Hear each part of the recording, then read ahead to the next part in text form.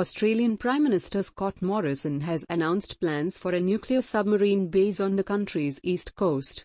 The $10 billion Australian dollars, $7.4 billion facility will support Australia's new nuclear-powered submarine fleet, likely to be acquired under the AUKUS Pact. Announcing the project in Sydney on March 7, Morrison stressed the importance of a major expansion of Australia's defence footprint. He said that a location for the new submarine facility will be finalised by the end of next year.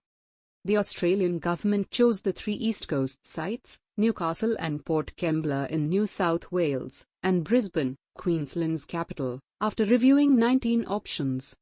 The decision to establish an East Coast submarine base has been many years in the making as part of our transition from Collins-class submarines, he said in his speech to the Lowy Institute. However, the government has now determined that, to support our decision to acquire nuclear-powered submarines, establishing a second submarine base on our east coast will enhance our strategic deterrent capability, with significant advantages in operational, training, personnel, and industrial terms, he added. Australia faces its most difficult and dangerous security environment in 80 years, Morrison said, warning against increased militarization and attacks on liberal democracies in the Indo-Pacific region. Canberra already has a submarine base on its west coast, where it keeps its aging fleet of Collins-class vessels. The Australian Prime Minister made it clear that the current submarine base at HMAS Stirling near Perth will not be changed. Stirling will remain an important part of the nuclear submarine fleet. A boost to AUKUS? In September, the Australian government sparked a major diplomatic row when it abruptly cancelled a $66 billion deal with the French government to buy 12 new diesel-electric submarines for the Australian Navy and instead signed a pact with the United Kingdom and the United States to acquire nuclear-powered subs. Under this agreement, Australia plans to develop and operate a fleet of nuclear submarines with the help of the US and the UK. The exchange of naval nuclear propulsion information agreement between the AUKUS partners came into effect on February 8.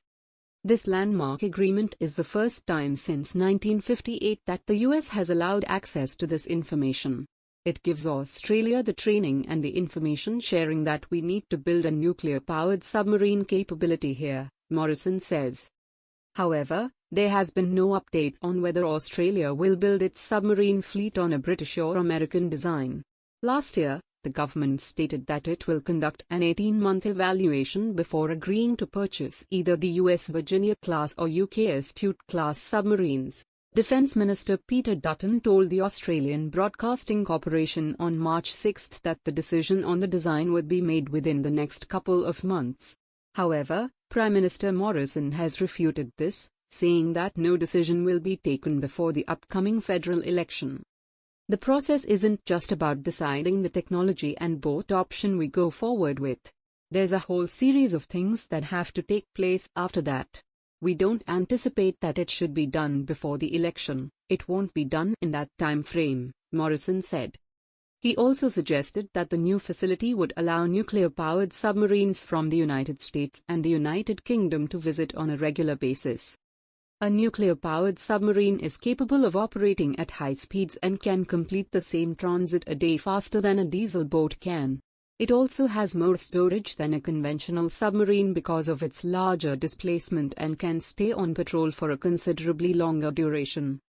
At the time of the announcement of the AUKUS agreement, the U.S. State Department promised an enhanced maritime cooperation by increasing logistics and sustainment capabilities of U.S. surface and subsurface vessels in Australia.